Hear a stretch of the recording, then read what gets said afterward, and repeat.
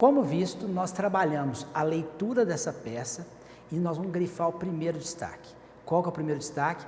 A última fase procedimental desse enunciado. Bom, o problema traz várias situações ocorridas, mas eu destaco aqui de pronto a última fase procedimental. O enunciado ressalta que a última etapa, processualmente falando, é que a sentença não transitou em julgado. Então, olha só, é o primeiro destaque a ser fundamentado, porque ele vai trabalhar, obviamente, a questão da peça adequada. Então, nós sabemos que mesmo que o enunciado da OAB descreva um inquérito, descreva a denúncia, a produção de provas, a última etapa ocorrida neste enunciado é que a sentença não transitou em julgado. Ou seja, existe um veredito de primeiro grau, importante, a OAB deixa claro se é uma sentença ou um acordo. Então, aqui nós temos uma decisão de primeira instância. Mas, Márcio, só isso que eu vou destacar? Não. Nós passaremos ao segundo destaque fundamental, que é o crime imputado. Aqui eu paro para enfatizar isso. O crime imputado é o mais importante para que você indique adequadamente o endereçamento.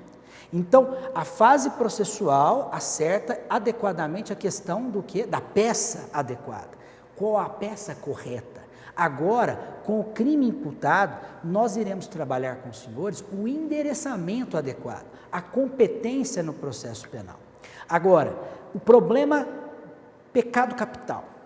Muitos candidatos, ao ler o enunciado, ele verifica facilmente o crime imputado, como aqui. O caso aqui é o artigo 331 do Código Penal, tá? Que eu vou grifar aqui para vocês, aqui em verde, na mesma cor do crime imputado, artigo 331 do Código Penal. Mas, qual é o pecado? Voltando, ele lê o enunciado e verifica que há uma tese de desclassificação, de troca de um crime por outro. E aí que está o perigo. Na hora do destaque, você tem que verificar qual é a imputação que pesa ao seu cliente, que está ou na denúncia ou na queixa-crime. Mesmo que outro crime seja a tese defensiva, para fins de endereçamento, que é a segunda pergunta, qual o endereçamento da peça, você tem que focar exclusivamente nesse crime imputado. Então, tomem cuidado. Ao grifar, não preocupa com uma outra tese defensiva como a da desclassificação. É uma observação muito importante. E terceiro e último destaque, que é o mais trabalhoso, que é ligado às teses jurídicas. Para que você tenha a análise adequada dessas teses, você fez a leitura dos títulos e capítulos do Código de Processo Penal e do Código Penal. Pois bem, Márcio, e daí? Aqui nós temos que encontrar estas teses. Márcio, como que eu encontro a tese no enunciado? Você tem que saber trabalhar. E aqui nós vamos trabalhar um pouquinho da teoria geral do processo. Teoria geral do processo é importantíssimo para qualquer processo, seja penal, civil, trabalhista, constitucional, qualquer área do direito. Ou seja, teoria geral do processo é a base de qualquer processo. Em que sentido? Bom, nós teremos que grifar primeiro teses que nós determinamos como teses processuais, que na teoria geral do processo nós denominamos de preliminares. Pois bem, mas Márcio, dentro deste enunciado trazido, quais as teses que nós verificamos aqui processuais? Olha só, aqui há um indeferimento de um tema ligado às testemunhas de defesa. Muito bem, testemunhas de defesa. Tenho certeza que quem leu os títulos e capítulos do processo penal vai lembrar de uma coisa básica. Tem um capítulo de testemunhas dentro do título Provas no Processo Penal.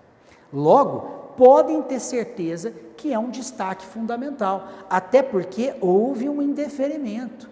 Opa, constitucional, ampla defesa, indeferiu e, claro, grife o porquê.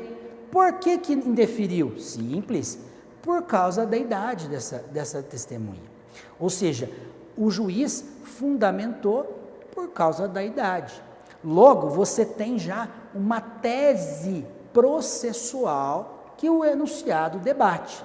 Só essa tese, Márcio? Não, suspensão processual. Ora, é processo, é uma tese. Ah, mas eu não vejo nada de errado. Calma, nós estamos na etapa de analisar o problema, de compreender o problema e buscar temas que você pode utilizar ou não na solução de sua peça profissional. Então, a suspensão processual é um tema do processo, ou seja, nós sabemos que está lá na Lei 9.099 de 95, no seu artigo 89, que é o sursis processual, mas nós sabemos que é um tema que o enunciado trouxe. Algo mais? Algo mais? Sim, nós temos aqui uma questão da embriaguez, mas agora a embriaguez muda de tema. Ah, como assim, Márcio? Nós falamos que o enunciado, primeiro, tem que buscar as teses processuais, que nós indicamos aqui aos senhores, como a testemunha e a suspensão processual. A segunda etapa, que eu já estou trazendo, é a questão ligada ao direito penal, que é o mérito. Quando eu falo em mérito, eu estou falando em conduta delitiva. O que o réu fez ou deixou de fazer? Porque nós temos atos comissivos e omissivos no direito penal. E mais, nós também temos que trabalhar no direito penal com a questão de pena. Então, não é só a conduta, pena. Então, nós temos aqui uma questão da embriaguez. Ah, mas Márcio, não exclui a ilicitude ou a culpabilidade. Calma, nós estamos na fase prévia. Eu quero que você encontre os destaques adequados. Depois nós vamos debater todo esse contexto. Só isso no direito penal? Não. Nós temos também a questão que ele estava embriagado e, olha só, ele foi admoestado pelo policial. O que é admoestar? Chamou a atenção desse cidadão A, deu um pito nele, isso que é admoestação. Mas o que? E o que o A fez? Ele retrucou, olha, você tem que pontuar as condutas. Então ele estava no carnaval, estava embriagado, foi chamado a sua atenção e ele retrucou. Algo mais, Márcio? Temos algo mais. Ele tem uma pena em concreto, de 6 meses. Direito penal é analisar as condutas e também a pena. E mais, desta pena de 6 meses, temos o sursis, ou seja, a suspensão condicional da pena, que é diverso da suspensão processual. Ou seja, num problema simples, pequeno, vocês estão vendo que nós temos um arcabouço de vários temas, tanto processual quanto penal. Agora, o que eu enfatizo, nesse primeiro momento, na leitura, 3 leituras da peça, eu quero que vocês tenham essa cautela, vocês tenham essa sensatez de verificar, dentro dos títulos e capítulos, tanto do processo penal quanto do penal, temas pontuais. E reitero e ratifico, não quer dizer que tudo que nós apontamos aos senhores será de fato a solução, mas é um indicativo do que a OAB quer de você. Esse é, vamos falar assim, é a dica, é o pulo do gato. Você tem que fazer uma leitura bem feita e o destaque bem feito. Porque se você grifar todo o enunciado, você vai ficar mais perdido do que efetivamente trará a você solução propriamente dita. Bom, então nós demos um primeiro passo, é um passo que é fundamental. O candidato da OAB ou candidata que faz esse trabalho já sai na frente. Ele vai ter, esse candidato vai ter muita calma na hora efetiva da solução. E mais, nós teremos agora o quê? Nós vamos descrever aos senhores todo o detalhamento necessário. Começando, é claro, agora com a questão da primeira pergunta.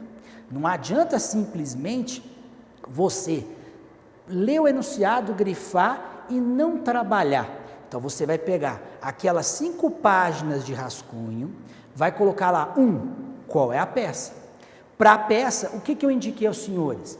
Você fez a leitura do problema, fez efetivamente o quê? Os destaques fundamentais, e eu vou trazer dicas para que você chegue na peça adequada. E aí você já vai sair na frente. Você sabendo qual é a peça, olha só que interessante. Você sabendo qual é a peça, você sabe o porquê daquela peça, quais as teses adequadas àquela peça profissional e o pedido fundamental. Olha só, o que nós faremos agora? Nesta fase procedimental, que foi a primeira coisa que nós grifamos. O que nós grifamos naquele problema? Que a sentença não transitou em julgado. A respeitável sentença não transitou em julgado. Eu trouxe exatamente a frase do enunciado em questão. Ora, você leu 3 vezes. De uma sentença, nós temos 2 medidas cabíveis. 2 medidas cabíveis. Não mais. Esquece todas as demais peças. Não tem outra. Ou é embargo de declaração, ou é apelação. Você tem que visualizar, e enfatizo, você vem a fase de inquérito, a fase processual, fase recursal e fase de execução de pena.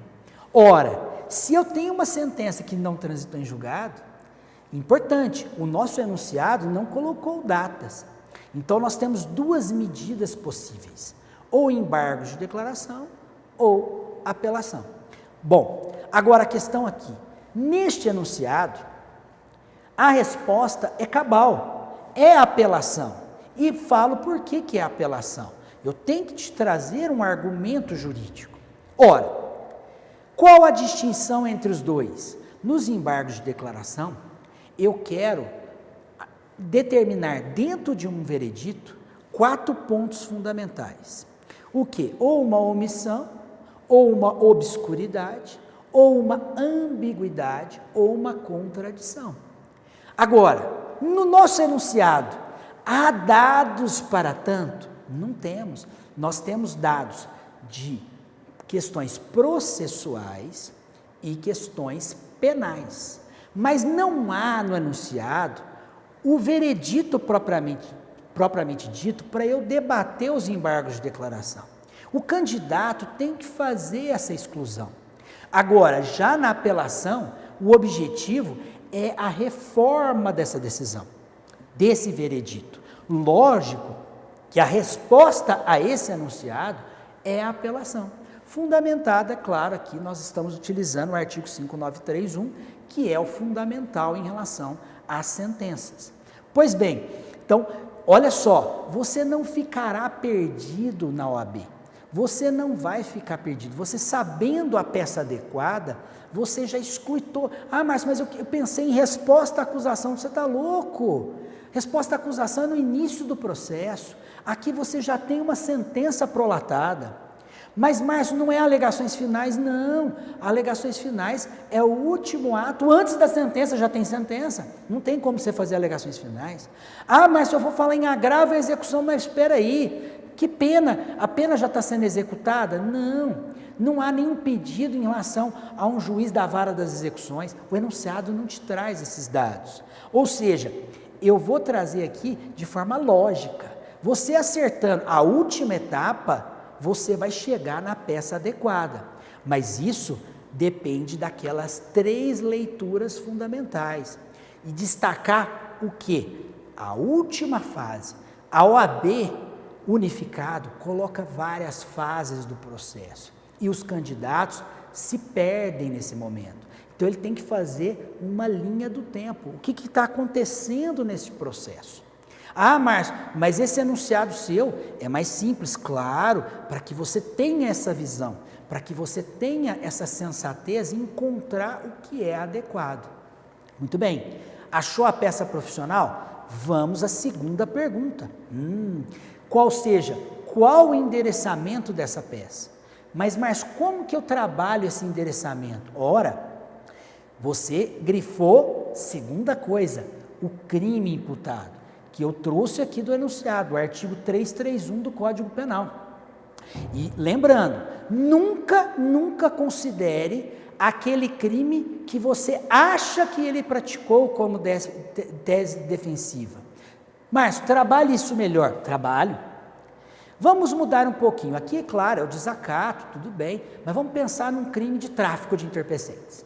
A imputação é tráfico de entorpecentes. Mas você lê o enunciado e verifica que o ânimos daquele acusado não era de disseminar a droga, que é a conduta delitiva do tráfico. Era para o uso dele, para o consumo dele, porque ele é usuário de entorpecentes. Ou seja, nós temos aí uma possibilidade de substituição do tráfico para o porte. Neste caso, esqueça o porte de entorpecentes, porque aqui nós estamos respondendo o segundo questionamento: qual o endereçamento? Nós não estamos ainda na solução, nós não estamos debatendo com os senhores qual é a tese jurídica. Esse que é o ponto fundamental. E aí, Márcio, eu vou lá no crime imputado e o que eu faço? Ora, você vai verificar, olha só, que existe uma pena em abstrato, que é de 6 meses a 2 anos, e você tem no próprio enunciado uma pena condenatória, uma pena em concreto, que é de 6 meses. E aqui eu enfatizo, para fins de endereçamento, escutem, para fins de endereçamento, nunca usem a pena em concreto, mas nunca. Você vai sempre utilizar a pena máxima em abstrato. E aqui eu trago para vocês. A pena em abstrato é 2 anos. Nunca utilizem a pena em concreto. Aqui, sendo 6 meses ou 2 anos, a resposta é simples. Nós estamos trabalhando com um delito de menor potencial ofensivo. Todo delito com a pena máxima até 2 anos ou contravenções penais do Decreto-Lei 3688 de 41, você vai engajar-se para o Juizado Especial Criminal, que temos tanto o âmbito federal quanto o âmbito estadual. Neste caso, o endereçamento seria para o juiz do Juizado Especial Criminal de uma comarca que o enunciado não trouxe, nem o Estado, porque o exame unificado é para o Brasil todo. Você não vai poder inventar uma comarca. O enunciado não trouxe, você não coloca. Geralmente, no exame unificado, a OAB coloca a comarca adequada. Mas o que eu quero ressaltar aos senhores, de forma clara, você só utiliza para endereçamento o crime imputado. Então, lembrando, se você pensa num tráfico para porte, esquece o porte, foque na pena do tráfico, 5 a 15 anos, pena máxima 15 anos, no caso, uma vara criminal. Agora, neste enunciado, a pena máxima é 2 anos. Desconsidere os 6 meses. Utilize sempre essa pena máxima. Mas, Márcio, tem pegadinha? Tem. Se porventura o crime imputado tiver uma causa de aumento de pena, ora, causa de aumento, exemplo, um aumento de metade a 2/3, você tem que pegar a pena máxima e acrescentar o máximo de aumento, que é 2/3 no meu exemplo em questão. Mas, Márcio, e se tiver, além do crime, uma causa de diminuição na denúncia ou na queixa? Ora, exemplo, de 1/6 à metade, você utiliza 1/6, a menor causa de aumento, de diminuição de pena. Por que é a menor causa de diminuição? Enfatizo, você tem que chegar no máximo de pena em abstrato para conseguir acertar o endereçamento da peça. Você não utiliza nunca a pena em concreto. Então, reitero, você pega sempre a pena máxima. Se tiver uma causa de aumento, o maior aumento. Se tiver uma causa de diminuição, a menor diminuição. Combinados? Ah, mas e se tiver agravantes e atenuantes genéricas do Código Penal, que você vai encontrar a partir do artigo 61 do Código Penal? Desconsidere, porque na dosimetria de pena, Agravantes e atenuantes sempre fica entre o mínimo em abstrato e o máximo em abstrato. Agravantes e atenuantes não interferem nesse máximo, nesse mínimo. Agora, se é causa de aumento, pode ultrapassar o máximo legal. Se é uma causa de diminuição, você pode ir aquém do mínimo legal. Então, essa é a dica em relação ao endereçamento. Então, no nosso probleminha prático que estamos solucionando juntos, como a pena é de 2 anos, o crime automaticamente será do juiz do juizado especial criminal. Lembrando, se a pena ultrapassar 2 anos, nós teremos juiz de uma vara criminal. E se for um dos crimes dolosos contra a vida, seja o homicídio, seja em relação ao suicídio, que é instigação e induzimento ao auxílio ao suicídio, em questão o infanticídio, o aborto, os 4 crimes dolosos contra a vida, aí é juiz da vara do júri. Tá? E claro, aqui não é caso de âmbito federal, porque fala que é um policial, não falou que é uma autoridade federal, como um policial rodoviário federal, ou um agente do INSS, uma autarquia federal, não tem nada disso. Falou que era um policial que foi chamado de guardinha de jardim. Então, em geral, justiça estadual, juiz do juizado especial criminal. Lembrando, aqui no endereçamento, eu enfatizo, tenham simplesmente técnica. Grifou o crime imputado, pena máxima em abstrato. Se você fizer isso, você não erra o endereçamento e ganhará automaticamente a nota do quesito correlato.